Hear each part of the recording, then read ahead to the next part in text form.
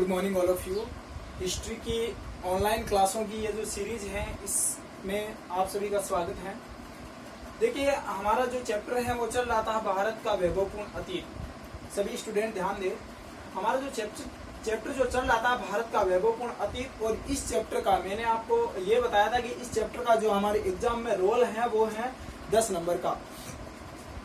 इसमें जो है हम काफी चर्चा कर चुके हैं इतिहास की परिभाषा और उसके जानने के स्रोतों के बारे में।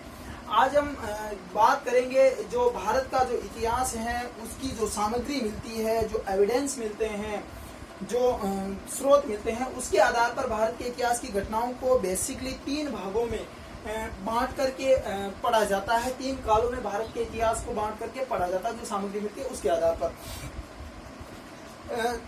उसमें जो पहला काल माना जाता है उसका नाम है प्रागैतिहासिक काल, और इसको कहते हैं प्री हिस्ट्री।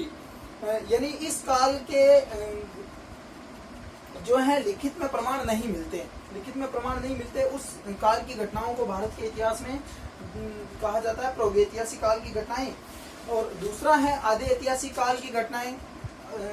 उस आदि ऐतिहासिक काल की घटनाओं में उन घटनाओं को रखा जाता है जिनके लिखित में जो है प्रमाण मिलते हैं लेकिन इनको पढ़ा नहीं गया है। तीसरा हम देखते हैं कि भारत के इतिहास की जो है घटनाओं को तीसरे काल में बांटा गया, ऐतिहासिक काल में, और ऐतिहासिक काल में उन घटनाओं को बांटा गया है जिनके लिखित में जो है प्रमाण भी मिलते हैं और उनको पढ़ा भी गया है। इंग्लिश में इनको प्री हिस्ट्री, प्रोटो हिस्ट्री और हिस्ट्री के नाम से जाना जाता है। आइए जानते हैं कौन कौन सी घटनाओं को हम प्रागैतिहासिक काल की घटनाएं मानते हैं, कौन सी घटनाओं को हम ऐतिहासिक काल की आदि ऐतिहासिक काल की घटनाएं मानते हैं, और कौन सी घटनाओं से हमारा ऐतिहासिक काल शुरू हो जाता है। तो देखिए, भारत के इतिहास की वे घटनाएं जिनके लिखित में प्रमाण नहीं मिलते उनको हम प्रागैतिहासिक काल की घटनाओं में शामिल करते हैं। और उनमें जो है पहली हम मानते हैं भारत के इतिहास की शुरुआत मानी जाती है पाषाण काल से।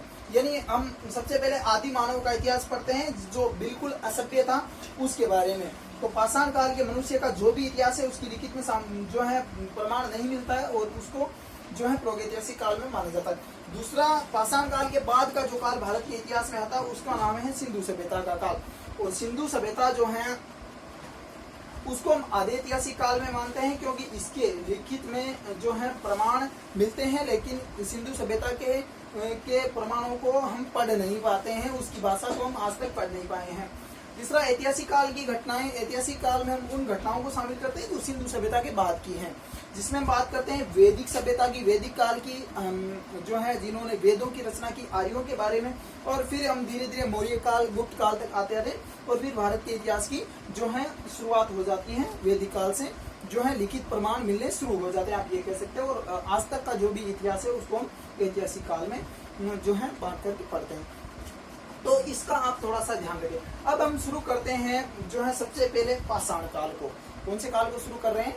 पाषाण काल को, क्योंकि भारत के इतिहास का सबसे प्राचीनतम काल मानव की उत्पत्ति के बाद का जो माना जाता है उसका नाम है पाषाण काल। देखिए, पाषाण काल के बारे में पढ़ते हैं।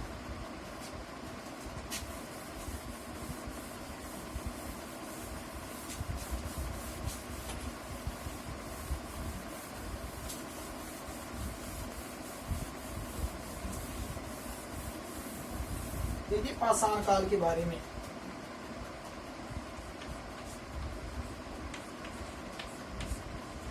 पाषाण काल।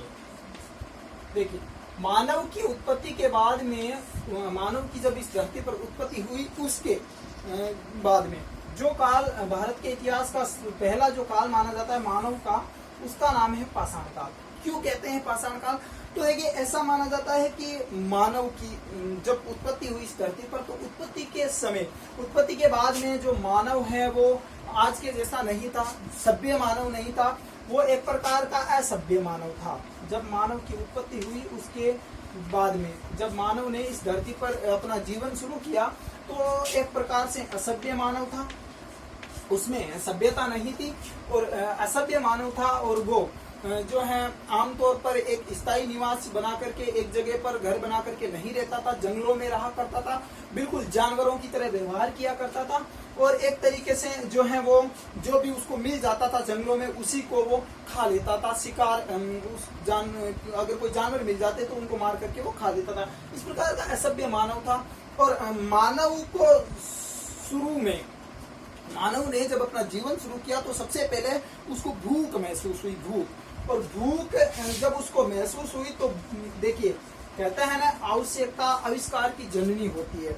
जब मनुष्य को आवश्यकता होती है तभी वो नए नए आविष्कार करता है। तो मानव को सबसे पहले जब भूख महसूस हुई तो भूख जो उसकी आवश्यकता बनी और भूख की वजह से उसने शिकार करना शुरू किया। और शिकार के लिए उसको जो है जरूरत पड़ी, शिकार करने के लिए मनुष्य को सबसे पहले जरूरत पड़ी औजारों की, उपकरणों की। बिना औजार या उपकरण के तो शिकार हो नहीं सकते जानवरों के, तो औजार या उपकरणों की जरूरत पड़ी। और मनुष्य ने सबसे पहले जो औजार बनाए वो औजार बनाए पाषाण के, यानी पत्थर के औजार बनाए। इसके औजार बनाए पत्थर के। तो मनुष्य ने सबसे पहले पत्थर के औजार बनाए अपनी उत्पत्ति के बाद में, इसीलिए उस काल को पाषाण काल के नाम से जाना जाता है। तो मानव जो है मानव के जीवन का जो प्रथम काल भारत के इतिहास में माना जाता है उसका नाम है पाषाण काल, क्योंकि मनुष्य ने सबसे पहले शिकार के लिए जो औजार बनाए वो थे पत्थर के, इसलिए इस काल को पाषाण काल कहा जाता है। अब हम बात करते हैं पाषाण काल को भी अलग अलग भागों में बांटा गया है। पाषाण काल को भी अलग अलग भागों में बांटा गया है। देखिए कौन कौन से वो भाग हैं। पाषाण काल को बेसिकली जो है 3 भागों में बांटा गया है। पाषाण काल को 3 भागों में बांटा गया है। देखिए कौन कौन से, आइए हम जानते हैं कौन कौन से भागों में पाषाण काल को बांटा गया है। जो पहला भाग है उसका नाम है पूरा पाषाण काल, पूरा पाषाण काल। दूसरा जो है वो है मध्य पाषाण काल,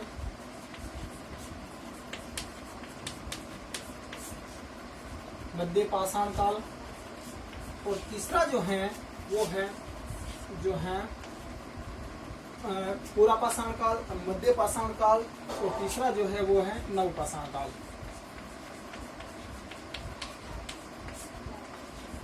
पाषाण काल का जो क्वेश्चन है वो कई बार पूछ लिया जाता है और आपको ध्यान भी होना चाहिए, जब आप इतिहास के स्टूडेंट हो तो आपको ये पता होना चाहिए कि भारत के इतिहास का जो पहला काल, जो हम मनुष्य के जीवन की शुरुआत होती है, भारत के इतिहास का जो पहला काल माना जाता है वो है पाषाण काल।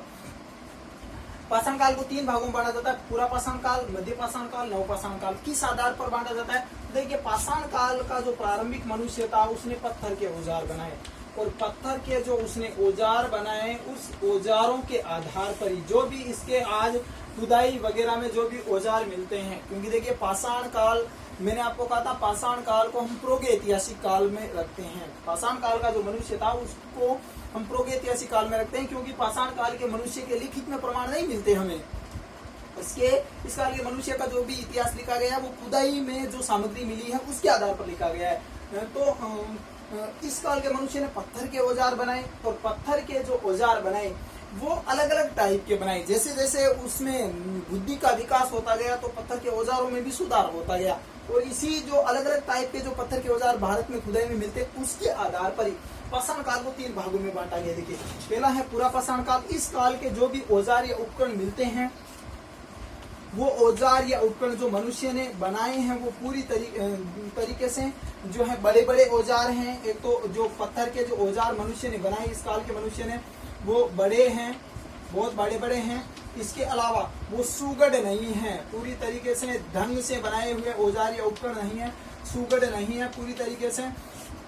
इसके अलावा पूरा पाषाण काल के जो औजार मिलते हैं वो सुगढ़ नहीं है, बड़े औजार हैं और इतने जो हैं अच्छे भी नहीं है। वहीं पर हम देखते हैं कि मध्य पाषाण काल में जो मनुष्य ने जो मध्य पाषाण काल उसके बाद के काल के पाषाण काल में ही कुछ औजार पत्थर के ऐसे मिलते हैं जो बहुत अच्छे हैं, छोटे औजार मिलते हैं। इस पूरा पाषाण वाले से थोड़े छोटे हैं, छोटे औजार हैं। इसके अलावा जो है औजार भी अच्छे बनाए गए हैं, थोड़े ढंग के हैं। इसके अलावा नव पाषाण काल में मनुष्य ने बहुत ही अच्छे जो है पत्थर के औजार बनाए। आगे चल करके नव पाषाण काल के जो औजार मिलते हैं वो औजार पूरी तरीके से एकदम छोटे औजार हैं और बहुत ही आप कह सकते हो बहुत ही सुगढ़ और चिकने पत्थर से बनाए गए औजार जो हैं वो मिलते हैं, चिकने पत्थर से बनाए गए, और पूरी तरीके से छोटे औजार हैं और जो है काम में लेने वाले औजार हैं।